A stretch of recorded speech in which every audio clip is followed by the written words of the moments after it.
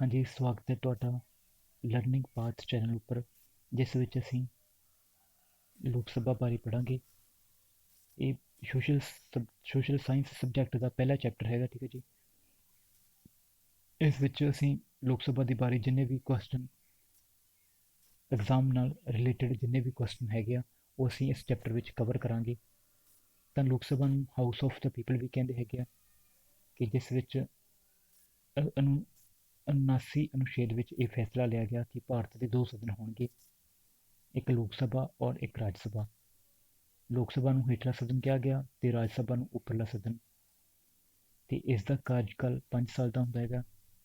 ਇਸ ਵਿੱਚ ਜਿਹੜੇ ਐਟ ਏ ਟਾਈਮ ਸਪੀਕਰ ਜਿਹੜੇ ਹੈਗੇ ਆ, ਉਹ ਐਮ ਬਿਰਲਾ, ਜਿਹੜੇ ਬੀਜੇਪੀ ਤੋਂ ਬਿਲੋਂਗ ਕਰਦੇ ਹੈਗੇ ਆ, ਔਰ ਇਹ 19 ਜੂਨ 2019 ਵਿੱਚ ਅਪੁਆਇੰਟ ਕੀਤੇ ਗਏ, ਤੇ ਇਹ 17ਵੇਂ ਸਪੀਕਰ ਹੈਗੇ ਆ।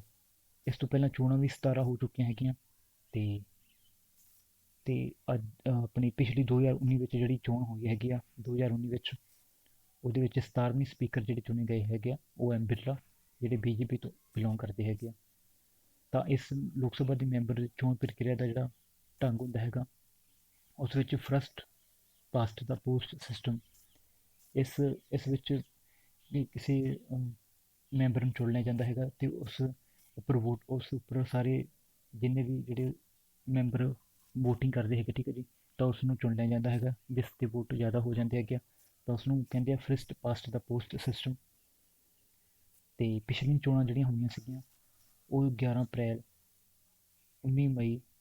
ਤੋਂ 19 ਮਈ 2019 ਤੱਕ ਜਿਹੜੀਆਂ ਚੱਲੀਆਂ ਸੀਗੀਆਂ। ਤੇ ਅਗਲੀਆਂ ਚੋਣਾਂ ਜਿਹੜੀਆਂ ਹੋਣਗੀਆਂ, ਉਹ ਮਈ 2024 ਵਿੱਚ ਹੋਣਗੀਆਂ, ਠੀਕ ਹੈ ਜੀ, ਲੋਕ ਸਭਾ ਦੀਆਂ ਚੋਣਾਂ ਜਿਹੜੀਆਂ। ਤੇ ਅਗਰ ਅਸੀਂ ਗੱਲ ਕਰੀਏ ਤਾਂ ਲੋਕ ਸਭਾ ਦੇ ਸੰਗਠਨ ਦੀ, ਇਸ ਵਿੱਚ ਕੁੱਲ 552 ਮੈਂਬਰ ਹੁੰਦੇ ਹੈਗੇ ਆ, ਜਿਸ ਵਿੱਚੋਂ 530 ਮੈਂਬਰ ਰਾਜਾਂ ਤੋਂ ਲਏ ਜਾਂਦੇ ਹੈਗੇ ਆ, ਤੇ 20 ਮੈਂਬਰ ਸੰਘਾਤਮਕ ਖੇਤਰ, ਜਿਵੇਂ ਕਿ ਦਿੱਲੀ ਹੋ ਗਿਆ, ਅੰਡੇਮਾਨ ਨਿਕੋਬਾਰ ਤੇ ਦੀਪ ਸਮੂਹ ਹੋ ਗਏ, ਦਾਦਰਾ ਨਗਰ ਹਵੇਲੀ ਹੋ ਗਈ, ਚੰਡੀਗੜ੍ਹ ਹੋ ਗਿਆ, ਠੀਕ ਹੈ ਜੀ। ਇਹ ਸਭ ਤੋਂ 20 ਮੈਂਬਰ ਚੁਣ ਕੇ ਆਉਂਦੇ ਹੈਗੇ ਆ ਲੋਕ ਸਭਾ ਦੇ ਮੈਂਬਰ ਬਣਨ ਦੇ ਲਈ। ਤੇ ਦੋ ਮੈਂਬਰ ਐਂਗਲੋ ਸਮੁਦਾਇ ਤੋਂ ਲਏ ਜਾਂਦੇ ਹੈਗੇ ਆ, ਐਂਗਲੋ ਇੰਡੀਅਨ ਸਮੁਦਾਇ, ਜਿਸ ਵਿੱਚ ਪਰਿਵਾਰ ਦਾ ਇੱਕ ਮੈਂਬਰ ਇੰਡੀਆ ਤੋਂ ਤੇ ਇੱਕ ਮੈਂਬਰ ਫੋਰਨ ਕੰਟਰੀ ਨਾਲ ਸੰਬੰਧਿਤ ਹੁੰਦਾ ਹੈਗਾ, ਠੀਕ ਹੈ ਜੀ, ਤਾਂ ਉਸ ਨੂੰ ਕਹਿੰਦੇ ਐਂਗਲੋ ਇੰਡੀਅਨ ਸਮੁਦਾਇ। ਅਗਰ ਅਸੀਂ ਗੱਲ ਕਰੀਏ ਕੁਆਲੀਫਿਕੇਸ਼ਨ ਦੀ, ਤਾਂ ਇਸ ਵਿੱਚ ਸਭ ਤੋਂ ਪਹਿਲੀ ਸ਼ਰਤ ਜਿਹੜੀ ਹੈਗੀ ਆ, ਉਹ ਭਾਰਤ ਦਾ ਨਾਗਰਿਕ ਹੋਵੇ, ਉਸਦੀ ਉਮਰ 25 ਸਾਲ ਹੋਵੇ, 25 ਸਾਲ ਤੋਂ ਉੱਪਰ ਹੋਵੇ, ਤੇ ਸੰਸਦ ਦਾ ਮੈਂਬਰ ਬਣਨ ਦੇ ਲਈ ਜਿਹੜੀਆਂ ਵੀ ਸ਼ਰਤਾਂ ਜਿਹੜੀਆਂ ਸਰਕਾਰ ਦੁਆਰਾ ਜਾਂ ਅਦਾਲਤ ਦੁਆਰਾ ਜਿਹੜੀਆਂ ਤੈਅ ਕੀਤੀਆਂ ਗਈਆਂ, ਉਹਨਾਂ ਨੂੰ ਪੂਰੀਆਂ ਕਰਦਾ ਹੋਵੇ, ਉਸ ਦੇ ਵਿਰੁੱਧ ਕੋਈ ਵੀ ਕ੍ਰਾਈਮੀਨਲ ਐਕਟੀਵਿਟੀ ਵਿੱਚ ਪਾਰਟੀਸਪੇਟ ਨਾ ਹੋਵੇ, ਉਸਦਾ ਵੀ ਕੋਈ ਵੀ, ਤੇ ਕੋਈ ਵੀ ਹੋਰ ਕਿਸੇ ਅਹੁਦੇ ਤੇ ਨਿਯੁਕਤ ਨਾ ਹੋਵੇ ਲੋਕ ਸਭਾ ਦਾ ਮੈਂਬਰ। ਤੇ ਅਗਰ ਉਹ ਕਿਸੇ ਅਹੁਦੇ ਤੇ ਨਿਯੁਕਤ ਹੈਗਾ, ਤਾਂ ਉਸਨੂੰ ਜਿਸ ਦਿਨ ਲੋਕ ਸਭਾ ਦਾ ਮੈਂਬਰ ਬਣਨ ਦੀ ਜਿਹੜੀ ਸਹੁੰ ਖਾਂਦਾ ਹੈਗਾ, ਤਾਂ ਉਸ ਦਿਨ ਤੋਂ ਅਸਤੀਫਾ ਦੇਣਾ ਪੈਂਦਾ ਹੈਗਾ। ਹੋਰ ਜਿੰਨੇ ਵੀ ਕਿਸੇ ਅਹੁਦੇ ਤੇ ਚੁਣਿਆ ਹੋਇਆ ਹੁੰਦਾ ਹੈਗਾ ਲੋਕ ਸਭਾ ਦਾ ਮੈਂਬਰ। ਤਾਂ ਇਸ ਤੋਂ ਅੱਗੇ ਅਸੀਂ ਗੱਲ ਕਰਾਂਗੇ ਕਾਰਜਪਾਲਿਕਾ ਦੀਆਂ ਜਿਹੜੀਆਂ ਕਾਰਜ ਅਤੇ ਸ਼ਕਤੀਆਂ, ਲੋਕ ਸਭਾ ਦੇ ਮੈਂਬਰ ਦੇ ਕਾਰਜ ਕੀ ਹੈਗੇ, ਉਹਦੀਆਂ ਸ਼ਕਤੀਆਂ ਕਿਹੜੀਆਂ ਹੈਗੀਆਂ। ਤਾਂ ਲੋਕ ਸਭਾ ਦੇ ਮੈਂਬਰ ਨੂੰ ਭਾਰਤ ਦੇ ਸੰਵਿਧਾਨ ਦੇ ਅਕੋਰਡਿੰਗ ਬਹੁਤ ਸ਼ਕਤੀਆਂ ਜਿਹੜੀਆਂ ਮਿਲੀਆਂ ਹੈਗੀਆਂ, ਕਿਉਂਕਿ ਲੋਕ ਸਭਾ, ਜਿਵੇਂ ਨਾਂ ਤੋਂ ਸਪਸ਼ਟ ਹੈ ਕਿ ਲੋਕਾਂ ਦਾ ਸਦਨ ਹੈਗਾ, ਕਿ ਜਿਸ ਵਿੱਚ ਲੋਕ ਆਪਣੇ ਉੱਪਰ ਖੁਦ ਸ਼ਾਸਨ ਕਰਦੇ ਹੈਗੇ ਆ, ਕਿ ਜਿਵੇਂ ਡੈਮੋਕ੍ਰੇਟਿਕ ਕੰਟਰੀ ਜਿਹੜਾ ਇੰਡੀਆ ਹੈਗਾ, ਤੇ ਇਸ ਵਿੱਚ ਕਿ ਸਾਰੀ ਸ਼ਕਤੀ ਲੋਕਾਂ ਦੇ ਹੱਥ ਵਿੱਚ ਹੈਗੀ ਹੈ। ਇਸ ਕਰਕੇ ਲੋਕ ਸਭਾ ਨੂੰ ਬਹੁਤ ਸ਼ਕਤੀਆਂ ਜਿਹੜੀਆਂ ਮਿਲੀਆਂ ਹੋਈਆਂ ਹੈਗੀਆਂ, ਤੇ ਕੋਈ ਵੀ ਕਾਨੂੰਨ ਜਿਵੇਂ ਹੈਗਾ ਉਹ ਲੋਕ ਸਭਾ ਦੀ ਮਨਜ਼ੂਰੀ ਤੋਂ ਨਹੀਂ ਬਣ ਸਕਦਾ। ਤਾਂ ਸਭ ਤੋਂ ਅਸੀਂ ਪਹਿਲਾਂ ਗੱਲ ਕਰਾਂਗੇ ਵਿਧਾਨਕ ਸ਼ਕਤੀਆਂ, ਫਿਰ ਕਾਰਜਪਾਲਕ ਸ਼ਕਤੀਆਂ, ਇਸ ਤੋਂ ਬਾਅਦ ਅਸੀਂ ਨਿਆਂਪਾਲਕ ਸ਼ਕਤੀਆਂ ਬਾਰੇ ਗੱਲ ਕਰਾਂਗੇ, ਠੀਕ ਹੈ ਜੀ। ਤਾਂ ਸਭ ਤੋਂ ਪਹਿਲਾਂ ਹੈਗੀਆਂ ਵਿਧਾਨਕ ਸ਼ਕਤੀਆਂ। ਇਸ ਵਿੱਚ ਲੋਕ ਸਭਾ ਦੀ ਮਨਜ਼ੂਰੀ ਤੋਂ ਬਗੈਰ ਕੋਈ ਵੀ ਬਿੱਲ ਕਾਨੂੰਨ ਨਹੀਂ ਬਣ ਸਕਦਾ। ਜਿਵੇਂ ਤੁਹਾਨੂੰ ਪਹਿਲਾਂ ਦੱਸਿਆ ਸੀ ਕਿ ਲੋਕ ਸਭਾ ਦੇ ਮੈਂਬਰ ਨੂੰ ਲੋਕ ਸਭਾ ਦਾ ਸਦਨ ਹੋਣ ਕਰਕੇ, ਲੋਕਾਂ ਦਾ ਸਦਨ ਹੋਣ ਕਰਕੇ, ਕਿ ਕੋਈ ਵੀ ਜਿਹੜਾ ਬਿੱਲ ਆ ਉਹ ਕਾਨੂੰਨ ਤਾਂ ਨਹੀਂ ਬਣ ਸਕਦਾ ਜੇਕਰ ਲੋਕ ਸਭਾ ਦੀ ਮਨਜ਼ੂਰੀ ਨਾ ਮਿਲੇ, ਠੀਕ ਹੈ ਜੀ। ਤੇ ਇਸ ਤੋਂ ਅੱਗੇ 6 ਮਹੀਨਿਆਂ ਤੱਕ ਰਾਜ ਸਭਾ ਦੁਆਰਾ ਕਾਰਵਾਈ ਨਾ ਕਰਨ ਤੇ ਸੰਯੁਕਤ ਅਧਿਵੇਸ਼ਨ ਬੁਲਾਉਣਾ, ਕਿ ਅਗਰ ਲੋਕ ਸਭਾ ਦੇ ਵਿੱਚ ਕਿਸੇ ਵੀ ਬਿੱਲ ਨੂੰ ਲੈ ਕੇ ਮਤਭੇਦ ਹੋ ਜਾਂਦੇ ਹੈਗੇ ਰਾਜ ਸਭਾ ਦੇ ਨਾਲ, ਤਾਂ ਉਹਨਾਂ ਦੋਵਾਂ ਸਦਨਾਂ ਦਾ ਸੰਯੁਕਤ ਅਧਿਵੇਸ਼ਨ ਬੁਲਾਇਆ ਜਾਂਦਾ ਹੈਗਾ, ਜਿਸ ਦੀ ਪ੍ਰਧਾਨਗੀ ਲੋਕ ਸਭਾ ਦਾ ਸਪੀਕਰ ਕਰ। ਇਸ ਤੋਂ ਬਾਅਦ ਵਿੱਤੀ ਬਿੱਲ ਕੇਵਲ ਲੋਕ ਸਭਾ ਵਿੱਚ ਜਿਹੜਾ ਵਿੱਤੀ ਬਿੱਲ ਕੇਵਲ ਲੋਕ ਸਭਾ ਵਿੱਚ ਪਾਸ ਹੋ ਸਕਦਾ ਹੈਗਾ, ਠੀਕ ਹੈ ਜੀ। ਕਿ ਵਿੱਤੀ ਬਿੱਲ ਨੂੰ ਛੱਡ ਕੇ ਹੋਰ ਜਿਹੜੇ ਬਾਕੀ ਬਿੱਲ ਹੈਗੇ ਉਹ ਰਾਜ ਸਭਾ ਵਿੱਚ ਵੀ ਪੇਸ਼ ਹੋ ਸਕਦੇ ਆ ਤੇ ਪਹਿਲਾਂ ਲੋਕ ਸਭਾ ਵਿੱਚ ਵੀ, ਪਰ ਜਿਹੜਾ ਵਿੱਤ ਨਾਲ ਸੰਬੰਧਿਤ ਬਿੱਲ ਹੁੰਦਾ ਹੈਗਾ ਉਹ ਪਹਿਲਾਂ ਕੇਵਲ ਲੋਕ ਸਭਾ ਵਿੱਚ ਹੀ ਪਾਸ ਹੁੰਦਾ ਹੈਗਾ। ਅਗਰ ਰਾਜ ਸਭਾ 14 ਦਿਨਾਂ ਤੱਕ ਉਸ 'ਤੇ ਸਾਈਨ ਨਹੀਂ ਕਰਦੀ ਤਾਂ ਉਹ ਆਟੋਮੈਟਿਕਲੀ ਰਾਜ ਸਭਾ ਤੋਂ ਪਾਸ ਹੋਇਆ ਸਮਝਿਆ ਜਾਂਦਾ ਹੈਗਾ ਤੇ ਉਹ ਉਸ ਬਿੱਲ ਨੂੰ ਰਾਸ਼ਟਰਪਤੀ ਦੀ ਮਨਜ਼ੂਰੀ ਲਈ ਭੇਜ ਦਿੱਤਾ ਜਾਂਦਾ ਹੈਗਾ ਅੱਗੇ। ਤੇ ਇਸ ਤੋਂ ਬਾਅਦ ਹੈਗਾ ਆਪਾਤਕਾਲੀਨ ਸ਼ਕਤੀਆਂ, ਠੀਕ ਹੈ ਜੀ। ਆਪਾਤਕਾਲੀਨ ਸ਼ਕਤੀਆਂ ਵਿੱਚ ਜਿਵੇਂ ਤੁਹਾਨੂੰ ਪਤਾ ਹੀ ਹੈਗਾ ਤਿੰਨ ਸ਼ਕਤੀਆਂ ਹੈਗੀਆਂ, 352, 356 ਔਰ 360, ਕਿ ਇਹਨਾਂ ਆਪਾਤਕਾਲੀਨ ਸ਼ਕਤੀਆਂ ਨੂੰ ਲੋਕ ਸਭਾ ਦੇ ਮੈਂਬਰਾਂ ਦੁਆਰਾ ਸਥਗਿਤ ਵੀ ਕੀਤਾ ਜਾਂਦਾ ਹੈਗਾ ਤੇ ਵਧਾਇਆ ਵੀ ਜਾ ਸਕਦਾ ਹੈਗਾ, ਠੀਕ ਹੈ ਜੀ।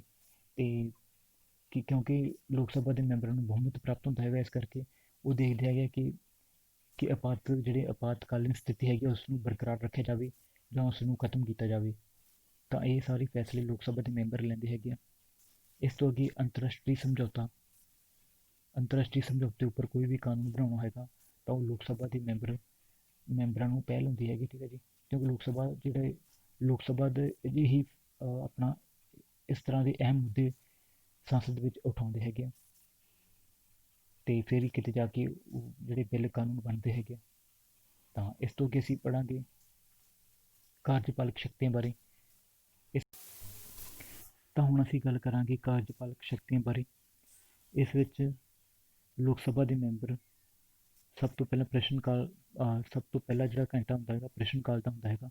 ਇਸ ਵਿੱਚ ਲੋਕ ਸਭਾ ਦੇ ਮੈਂਬਰ ਸੰਸਦ ਵਿੱਚ ਮੰਤਰੀਆਂ ਨੂੰ ਪ੍ਰਸ਼ਨ ਪੁੱਛ ਸਕਦੇ ਹੈਗੇ ਆ, ਉਸ ਨਾਲ ਬਹਿਸ ਕਰਦੇ ਹੈਗੇ ਆ ਕਿ ਕਿਸੇ ਵੀ ਮੰਤਰੀ ਨੇ ਜੇਕਰ ਉਸਨੇ ਕੋਈ ਕੰਮ ਸੌਂਪਿਆ ਗਿਆ ਸੀ ਤਾਂ ਉਹ ਸਮੇਂ ਸਿਰ ਪੂਰਾ ਨਹੀਂ ਹੋ ਸਕਿਆ ਤਾਂ ਕਿਉਂ ਨਹੀਂ ਹੋ ਸਕਿਆ, ਇਸ ਬਾਰੇ ਬਹਿਸ ਹੁੰਦੀ ਹੈਗੀ ਆ ਸਦਨ ਵਿੱਚ।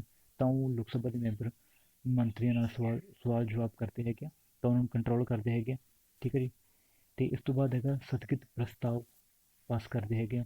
ਇਸ ਵਿੱਚ ਸੰਸਦ ਦੀ ਪ੍ਰਕਿਰਿਆ ਨੂੰ ਰੋਕ ਕੇ ਕਿਸੇ ਅਹਿਮ ਮੁੱਦੇ ਤੇ ਗੱਲਬਾਤ ਕਰਨ ਲਈ ਲੋਕ ਸਭਾ ਦੇ ਸਪੀਕਰ ਨੂੰ ਅਪੀਲ ਕੀਤੀ ਜਾਂਦੀ ਹੈਗੀ ਹੈ ਤੇ ਇਸ ਕਰਕੇ ਇਸ ਦਾ ਨਾਮ ਸਥਗਿਤ ਪ੍ਰਸਤਾਵ ਪਿਆ।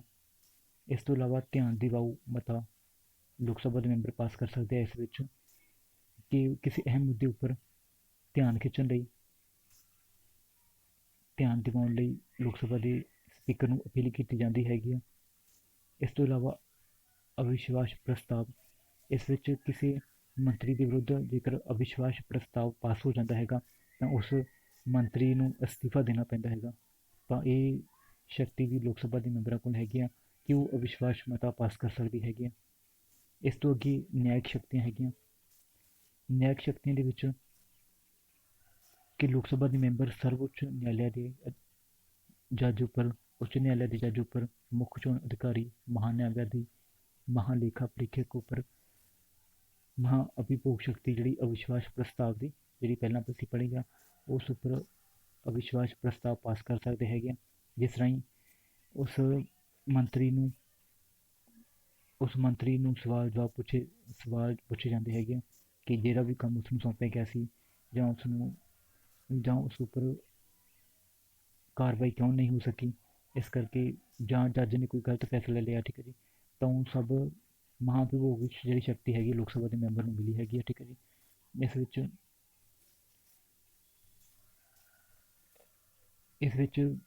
ਜਿਹੜੇ ਆਪਣੇ ਜੱਜ ਹੁੰਦੇ ਹੈਗੇ ਆ ਮਹਾਨਿਆਂਵਾਦੀ, ਮਹਾਲੇਖਾ ਪ੍ਰੀਖਕ, ਇਸ ਨੂੰ ਸਵਾਲਾਂ ਦੀ ਕਟਹਿਰੇ ਵਿੱਚ ਖੜਾ ਕੀਤਾ ਜਾਂਦਾ ਹੈਗਾ ਸਾਰਿਆਂ ਨੂੰ, ਠੀਕ ਹੈ ਜੀ।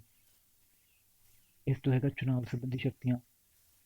ਇਸ ਵਿੱਚ ਲੋਕ ਸਭਾ ਦੇ ਅਧਿਅਕਸ਼ ਦਾ ਚੁਣਾਵ ਕਰਾਉਣ ਦਾ ਜਿਹੜੀ ਸ਼ਕਤੀ ਹੈਗੀ ਆ ਉਹ ਵੀ ਲੋਕ ਸਭਾ ਦੇ ਮੈਂਬਰਾਂ ਕੋਲ ਹੈਗੀ ਆ, ਕਿ ਲੋਕ ਸਭਾ ਦੇ ਮੈਂਬਰ ਆਪਸ ਦੇ ਵਿੱਚ ਚੋਣ ਪ੍ਰਕਿਰਿਆ ਰਾਹੀਂ ਲੋਕ ਸਭਾ ਦਾ ਅਧਿਅਕਸ਼ ਚੁਣਦੇ ਹੈਗੇ ਆ।